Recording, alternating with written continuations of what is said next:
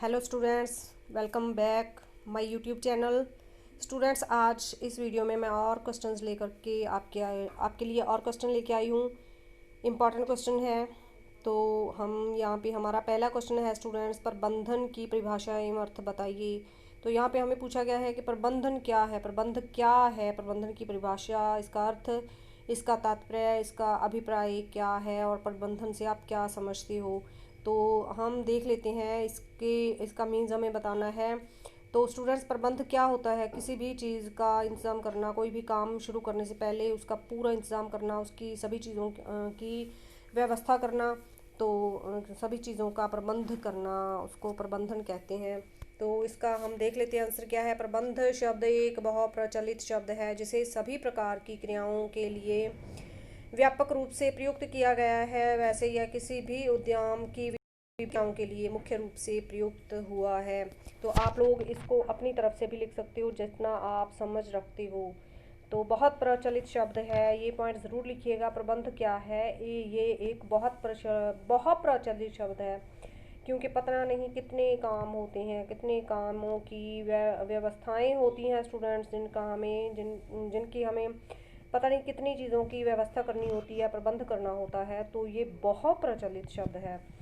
तो चलिए हम आगे देख लेते हैं। इसकी परिभाषाएं निम्नलिखित हैं। प्रबंध एक ऐसा पर्यावरण तैयार करने, उसे बनाए रखने की प्रक्रिया है जिसमें लोग समूह में कार्य करते हुए चुनिंदा लक्ष्यों को कुशलता से प्राप्त करते हैं।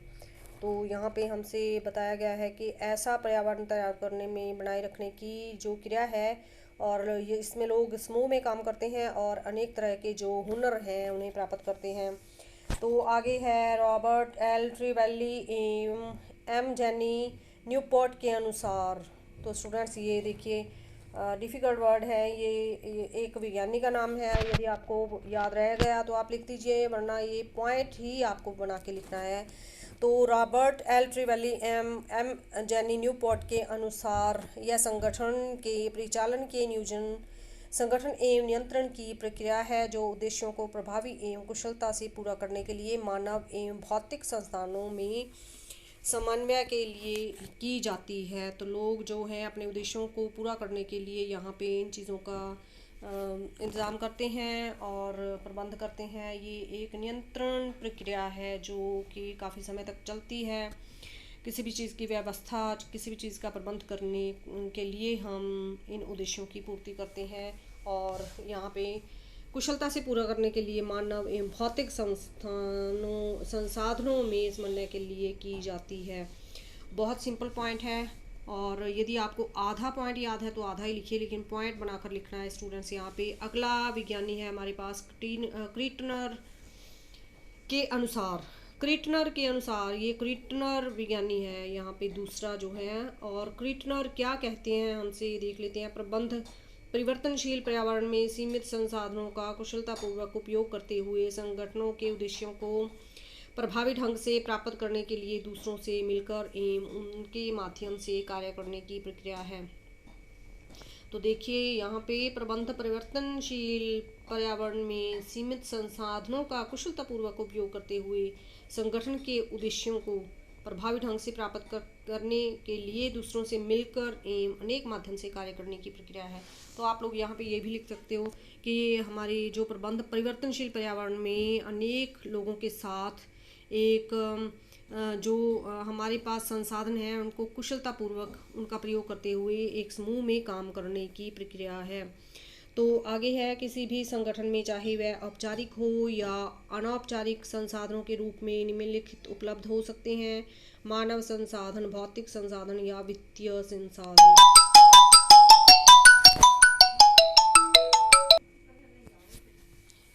संगठन के लक्ष्यों की प्राप्ति के लिए मानव, भौतिक और वित्तीय संसाधनों को अनुकूलतम ढंग से प्रयोग करने की प्रक्रिया ही प्रबंधन कहलाती है। तो अगला पॉइंट है स्टूडेंट्स हमारे पास, किसी भी लक्ष्य को प्राप्त करने से आशय उन परिणामों से है जो संगठन प्राप्त करना चाहते हैं। मान लीजिए कि हम अपने शाला पूर्व केंद्र में बाल दिवस समारोह आयोजित करना चाहते हैं।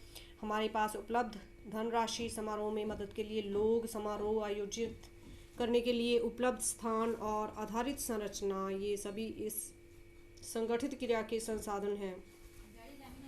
तो इस पॉइंट को आपको लिखना है और आप खुद लिख सकते हो कि जब प्रबंध करना होता है तो कौन कौन सी चीज़ें इसमें शामिल होती हैं।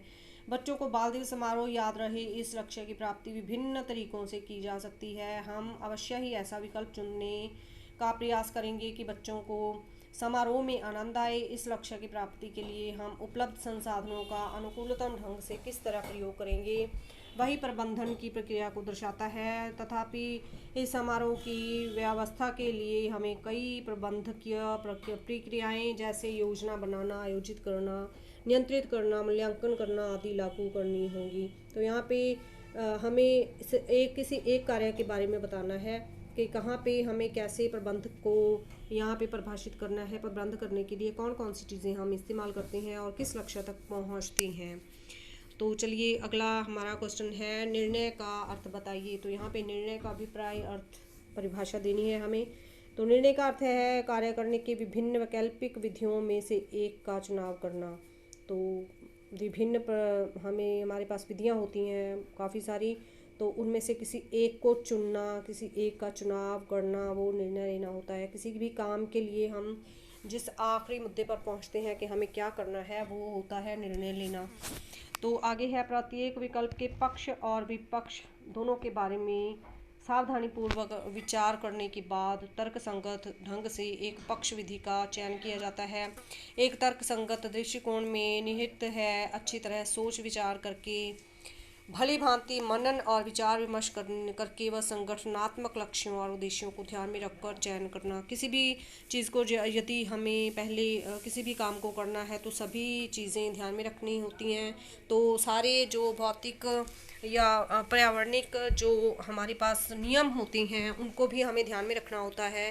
तो सभी चीज़ों को देखकर आखिर तक जो निर्णय लेते हैं हम, उसी को निर्णय कहते हैं।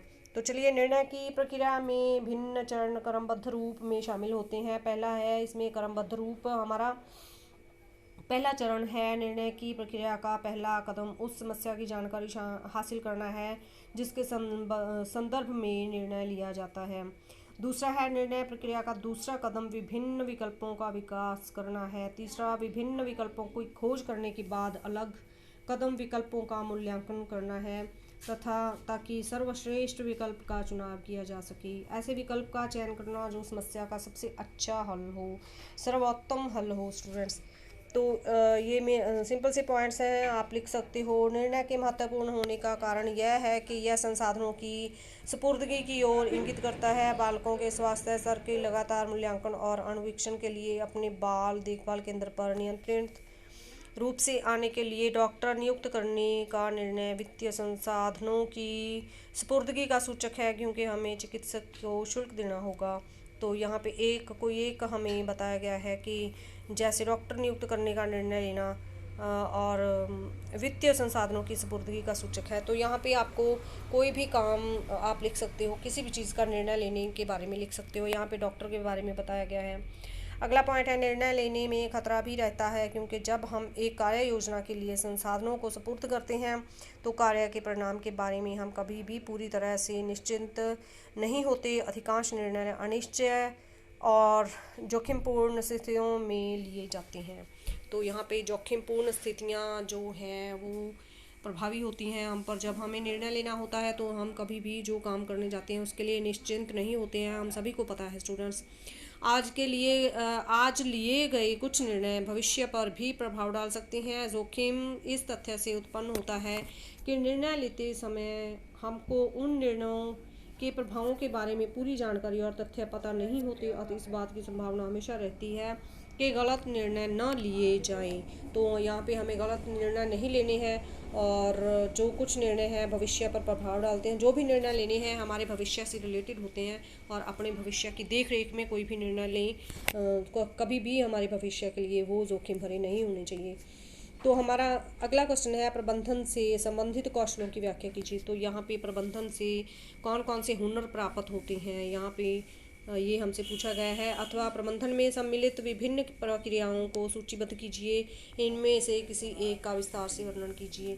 तो यहाँ पे हमें प्रबंधन के कौशल, प्रबंधन के हुनर हमें यहाँ पे बताने हैं। किसी भी संगठन के प्रबंधन के लिए एक प्रबंध में विभिन्न कौशलों का होना ज़रूरी है, जो निम्नलिखित है। तो स्टूडेंट्स देखिए, संगठन के प्रबंधन के लिए एक प्रबंधक में विभिन्न कौशल का होना ज़रूरी है। तो कोई भी प्रबंधन जब हम करते हैं तो किसी भी हुनर के बगैर कोई भी प्रबंध नहीं होता है। जो कार्य करना है हमें उसके बारे में पता होता है। तो देखिए, पहला है हमारे पास तकनीकी कौशल। तकनीकी कौशल से तात्पर्य विभिन्न उपकरणों प्रविधियों का प्रयोग करने की योग्यता है। निचले स्तर के प्रबंधकों के लिए तकनीकी कौशल आवश्यक होता है क्योंकि वे विभिन्न क्रियाओं को संपादित करने वाले कर्मचारियों के सीधे संपर्क में रहते हैं। उदाहरण के लिए एक लेखाकार के लिए यह जानना आवश्यक है कि लेख कैसे रखे जाएंगे, लेखे जोखे जो है कैसे रखे जाएंगे। और प्रतिदिन का कार्य करने के लिए संगठन के प्रत्येक व्यक्ति में अपना प्रतिदिन का कार्य करने के लिए तकनीकी विशेषज्ञता होना विशिष्ट रूप से आवश्यक है। बाल देखभाल केंद्र में बच्चों के स्वास्थ्य के स्तर का अनुवीक्षण करना और एक शाला पूर्व केंद्र में बच्चों द्वारा किए जाने वाले क्रियाकलापों की योजना बनाना ऐसे कामों के उदाहरण है जहां तकनीकी कौशल प्रमुख होते हैं। तो इस पॉइंट में हमें ये जैसे शाला पूर्व बच्चे हमारे केंद्र के बारे में ही बात लिखनी है। तो हमारे पास यहाँ पे दूसरा पॉइंट है मानव कौशल। मानवीय कौशल अन्य कर्मचारियों के साथ कार्य करने, उन्हें समझने और प्रेरित करने से संबंधित होता है। किसी भी संगठन के भीतर प्रबंधन के प्रत्येक स्तर पर इस कौशल की आवश्यकता होती है। सभी प्रकार के प्रबंधकीय क्रियाकलापों में अन्य लोगों के से अंतक्रिया करनी पड़ती है। यदि हमारे मानव कौशल उच्च रूप से विकसित हैं तो हमें अन्य व्यक्तियों के बारे में हमारी अपनी अभिवृत्तियों, मान्यताओं और धारणाओं की भी जानकारी होगी। साथ ही हम उनकी कमियों और अच्छाइयों को भी समझ सकेंगे। प्रभावशाली रूप से प्रबंधन करने के लिए यह ज़रूरी है कि हम अपने मानव कौशलों को विकसित करें। तो हमारा अगला जो पॉइंट है स्टूडेंट्स, अगला चरण है संकल्पनात्मक कौशल। तो संकल्पनाएं करने वाले कौशल हम में कैसे अर्जित होते हैं? यह कौशल एक मानसिक योग्यता है जो संगठनात्मक रुचि और क्रियाओं को संगठित एवं समन्वित करती है। तो कौशल एक मानसिक योग्यता ही होती है। जो हुनर होते हैं हमारे दिमाग से हम सीखते हैं। जो भी कौशल होते हैं हमारे दिमाग से हमारे पास सीखे जाते हैं। और यहाँ पे समन्वित जो संगठित है, ये क्रियाएं हमें समन्वित करती हैं। इनमें यह पहचान करने की योग्यता भी शामिल है कि संगठन के विविध हिस्से, भाग और कार्य एक दूसरे पर कैसे निर्भर हैं। इन कौशलों के द्वारा एक व्यक्ति इस बात को भी समझ सकता है कि संगठन के एक भाग में होने वाले परिवर्तन से अन्य भाग किस प्रकार प्रभावित होंगे। उदाहरणार्थ, हम अपने बाल देखभाल केंद्र में मध्याह्न भोजन देने की योजना बना रहे हैं। तो देखिए, हमें पता है कि स्कूलों में मध्याह्न भोजन दिए जाते हैं, मिड डे का भोजन दिया जाता है वहाँ पे। तो हम में न केवल यह योग्यता होनी चाहिए कि हम अनुमान लगा सकें कि हम निर्णय का प्रभाव लागत और कार्यक्रम की प्रभावशीलता पर क्या पड़ेगा, बल्कि हमें यह भी समझना चाहिए कि हाँ, इससे हमारा कार्यभार कैसे बढ़ेगा। तो देखिए, ये थे हमारे प्रबंधन के कौशल। तो हमारे पास अगला क्वेश्चन है पर्यवेक्षक की भूमिका, कार्य एवं विशेषताओं की चर्चा कीजिए, अथवा प्रभावी पर्यवेक्षक की विशेषताओं का उदाहरण देते हुए वर्णन कीजिए। पर्यवेक्षक कौन होता है स्टूडेंट्स? यहाँ पे पर्यवेक्षक के बारे में बताया गया है कि पर्यवेक्षक वो होता है जो हमारे काम की देखरेख करता है और हमारे काम का जो मूल्यांकन है वो करता है। हमारे ऊपर वाले जो कार्यकर्ताओं के ऊपर वाले ऑफिसर जो होते हैं वो पर्यवेक्षक होते हैं।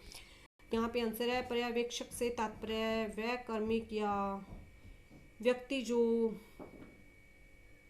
अधीनस्थों उनके कार्यों का पर्यवेक्षण करे, जो उनके अधीन जो कार्य करने वाली अधीनक्ष होते हैं और उनके जो काम है उनका मूल्यांकन करते हैं, उनकी देखरेख करते हैं। पर्यवेक्षक कर्मचारियों को अनुशासित रखता है, उत्पादन को नियंत्रित करता है तथा संगठन की योजनाओं को समुचित रूप से कार्यान्वित करता है। पर्यवेक्षक कर्मचारियों को अधिक से अधिक निष्ठावान बनाने का प्रयास करता है ताकि वे अधिक से अधिक श्रम करें। तो ये जो पर्यवेक्षक है, हमसे बताया गया है कि वो इन कार्यकर्ताओं की निष्ठा को भी ध्यान में रखता है। वो उनको निष्ठावान बनाता है, उनके जो हौसले हैं उनको बढ़ाता है ताकि वो आगे से अधिक जो मेहनत है वो करें। तो हमारा अगला पहला पॉइंट है इसमें निर्णय ले पाना। अच्छे पर्यवेक्षण का अर्थ है परिस्थिति के अनुकूल निर्णय लेना, एक ऐसे कार्यकर्ता को अनुशासित करना ज़रूरी होता है जो सहयोग नहीं देता, और यह कार्य तभी अधिक प्रभावी होगा जब निर्णय सही समय पर लिया जाएगा।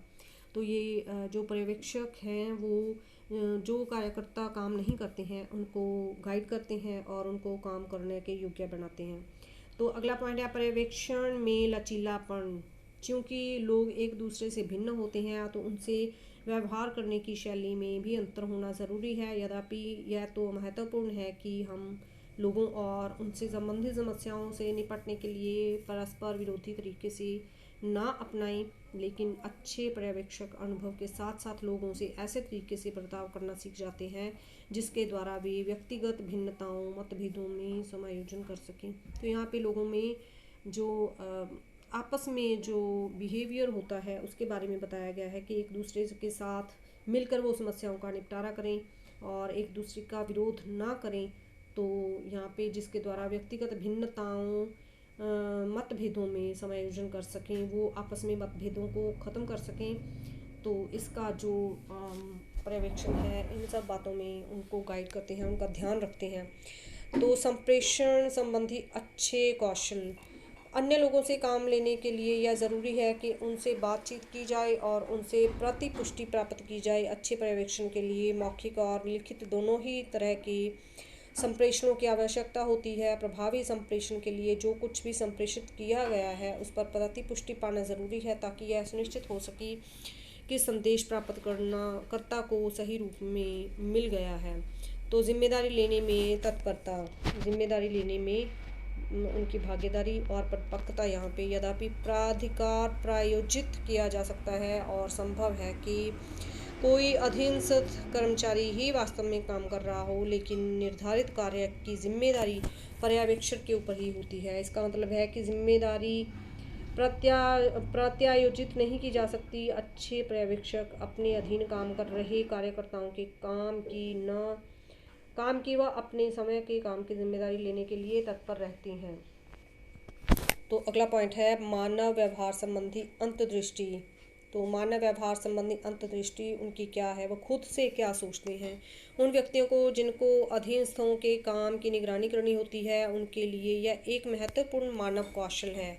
तो अंतर्दृष्टि द्वारा हम ऐसी समस्याओं को समझ सकते हैं और उनके कारणों की पहचान कर सकते हैं जिनकी और अन्य लोगों को ध्यान नहीं आता, और इस कौशल द्वारा हम इन समस्याओं के समाधान भी ढूंढ सकते हैं जिन्हें अन्य लोग नहीं ढूंढ पाते। सफल पर्यवेक्षक इस कौशल का प्रयोग किसी निर्धारित मामले की तरह यह पहुंचने के लिए कार्य करते हैं और जल्दबाजी में कोई निर्णय नहीं लेते। उदाहरण के लिए जब कोई कार्यकर्ता किसी क्रिया की जिम्मेदारी लेने से एकदम मना कर देता है, जैसे बच्चों के लिए खेल क्रियाओं का आयोजन, तो पर्यवेक्षक अपने अंतर्दृष्टि व विवेक द्वारा अस्वीकृत के कारण तक पहुंचता है और समस्या का हल ढूंढता है। तो ये थे हमारे आज के क्वेश्चन स्टूडेंट्स।